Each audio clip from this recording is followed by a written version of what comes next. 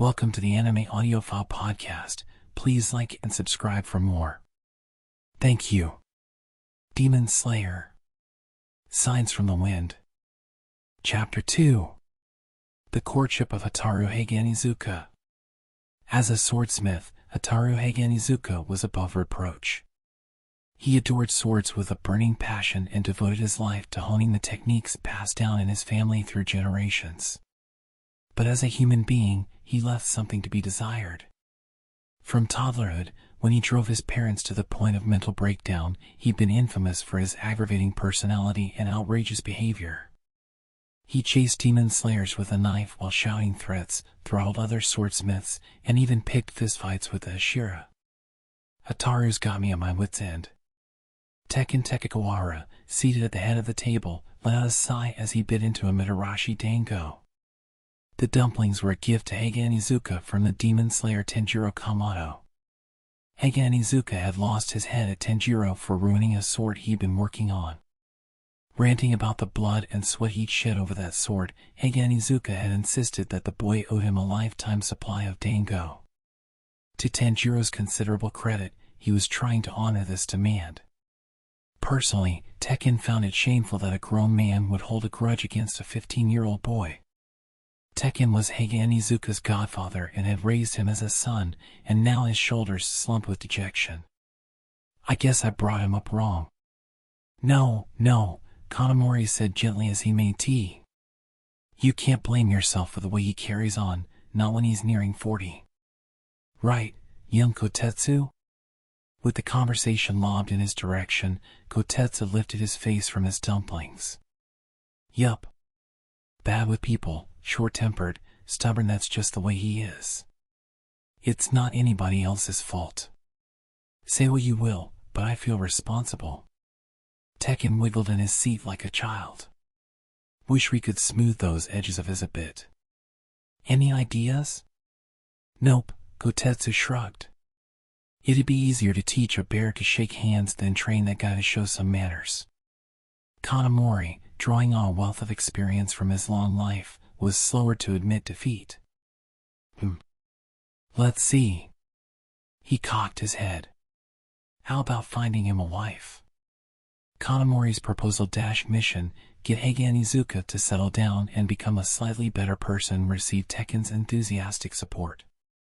The matchmaking moved forward with surprising speed. Their first concern was that Heiganizuka, the target, would tell them to drop dead. But, after a lot of awkward twisting and fidgeting, he agreed to try an arranged marriage. In fact, he didn't seem entirely displeased. It was decided that a marriage meeting would take place on the first auspicious date. The date arrived. Kanamori and Kotetsu lurked in the garden of the high-class restaurant where the meeting was scheduled. Naturally, they were there to spy on the potential couple. Since the swordsmith village was closed to outsiders, they had to find a location in a neighboring town. Kanamori had selected the meeting place, so he had no problem sneaking himself and Kotetsu onto the grounds. In the center of a spacious dining room, two figures sat facing each other. They were, of course, Heiganizuka and his prospective bride. Tekken sat plopped between them like a small, squat decoration. The young woman, dressed in finery for the occasion, was lovely. The showy peony pattern on her kimono suited her slender frame. She's really pretty, isn't she? Kotetsu whispered. Lucky Heiganizuka. She's the chief's type, Kanamori whispered back. Take a gander at her face. Doesn't she look just like Lady Kamroji? Tekken claimed to have chosen the perfect match for Heiganizuka after careful consideration and research. But as imperturbable as their chief usually was, and however much authority he wielded with wisdom and ease, Kanamori knew that when women got involved he stopped thinking with his head. I can't believe a beauty like that is willing to consider Heiganizuka. Kotetsu whispered. He's quite the looker himself, you know. I bet they managed to turn him out nicely in his matchmaking photo. Are you saying looks are all that matter? No, my dear boy. Kanamori shook his head firmly. It won't matter a jot if there's no love. Love, my boy, is all. Kanamori's own marriage had started with love at first sight, and now he was in the running for the village's most doting husband. Kotetsu worried that he would yet again start to passionately extol his wife's charms, right then and there. As this whispered exchange continued, the marriage meeting got underway. Do you have any hobbies, Mr. Haganizuka? The young woman asked. After a long pause, Haganizuka said under his breath, making swords. In the ensuing silence, the kunk of the bamboo fountain in the garden echoed like a gunshot. So, your first name's Hataru, the woman continued. That's such a lovely name. Another pause. Thank you. Isn't it just? Tekken interjected. I gave him his name. But all the boy does is complain it's too cutesy. The young woman covered her mouth with a hand and laughed melodically. I'm sure he's just self-conscious about it. He's so modest, after all. Kunk. As for me, my hobby is cooking. Do you have a favorite food? Mitarashi Dango, Haganizuka grunted. Kunk. Impossibly, the clack of bamboo against stone seemed to keep getting louder. What do you do on your days off? Eat Mitarashi Dango. Goodness. You really must love dango. Wish I could eat it every day. You're adorable, Mr. Haganizuka. Kunk. Went the bamboo, as if punctuating the statement. Kanamori's eyebrows lifted. It doesn't seem to be going too badly. Although that bamboo fountain is nerve-wracking. It's even, Kotetsu ventured, going, well? It is, isn't it? I'm sensing sparks. But he's barely speaking, and I can't hear a word he says. I think he's nervous. Look at him squirm in his seat. Kotetsu frowned. It's kind of weird in a grown man. Well, he's dedicated his entire life to the sword. In his own way, he's very innocent. At least he's behaving himself, not putting his shortcomings on display, and the lady seems taken with him. Kanamori leaned forward, as excited as if he were seated at the table himself. Our plan might just work out. Well, then. The chief stood. Why don't you young folks take a turn? In the garden on your own? It was a standard suggestion for the second stage of a matchmaking session. The first stage safely cleared, the couple moved outdoors.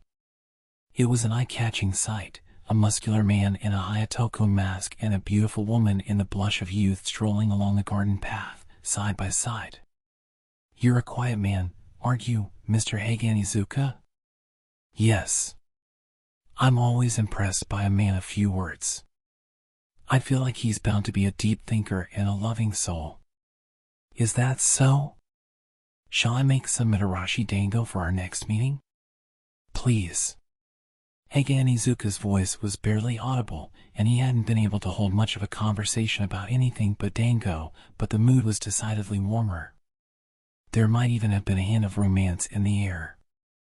It's a miracle, Kotetsu, said Kanamori, his voice low. He dabbed at his eyes. It looks like spring has finally sprung for our Haganizuka. Look! Kotetsu cried. She took his hand. He's wiggling like an octopus. He's got the jitters, sure enough. That's how he acts when he's embarrassed. Creepy. It is, indeed, a bit creepy, my boy. But let us pray this miracle continues all the way to the altar. Haganizuka and his match approached the large tree behind which Kanamori and Kotetsu were hiding. The two spies shrank back as far as they could and held their breath. The young couple stopped and gazed at one another. Mr. Haganizuka. The young woman's tone was formal, as if announcing a solemn decision. If this courtship is to continue, I have one request. Haganizuka's shoulders jumped up to his ears. Okay. The pair watching from behind the tree swallowed hard. It's happening. From everything you've told me, she began, it's clear that you value your work as a swordsmith deeply. Aye, it is. Heiga Onizuka's voice grew a hint brighter. However, she continued, smiling gently, don't you think swords are a relic of the past, with no place in this modern age? No one needs to hack away at each other anymore. Why don't you switch to making knives and tools and such? I don't want my husband working on barbaric weapons. Heiga Onizuka froze. On the other side of the tree, the two eavesdroppers stiffened and grew pale. This is bad. Kotetsu hissed. This is a disaster. What is that woman thinking? To Hataru Heiga Onizuka, who loves swords more than anything in the world, there could be no words more shocking. He would murder someone for saying less. Kanamori and Kotetsu imagined the picturesque garden bathed in blood. Heiga Onizuka branded a killer. The swordsmith village shuddered. In the event of an emergency, Kotetsu, Kanamori whispered frantically, take the young lady and flee. To secure your escape, I shall tickle Heiga Onizuka with all my might. Got it. Kotetsu nodded. Try not to die. A shudder of anxiety raced through both men. But time passed without the expected scream of rage. Instead, Heiga Onizuka stood still as a rock. Here, Mr. Heiga Onizuka, the woman said. At last Heiga Onizuka opened his mouth. Those swords, he said slowly. The weapons you call barbaric. There are men and women who take them up to protect strangers at the cost of their own lives. The woman looked perplexed. What? Even battered and beaten, they push forward, never backing down, their spirits unbroken. I'm proud to forge the swords they wield. I'm proud to be a swordsmith. The woman had nothing to say to this. I'm sorry, Heiga Onizuka said. But I have to withdraw from this match. A chill breeze passed between the pair as the woman stared at us.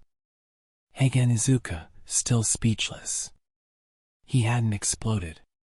He hadn't let emotion overtake him and shouted at the woman who denigrated his beloved swords. He'd simply, calmly, rejected her. Kanamori and Kotetsu had witnessed the honor of a swordsmith and his bond with a certain demon slayer. And so the curtain fell on the courtship of Hataru Heiga Onizuka. Well, I guess that one wasn't meant to be.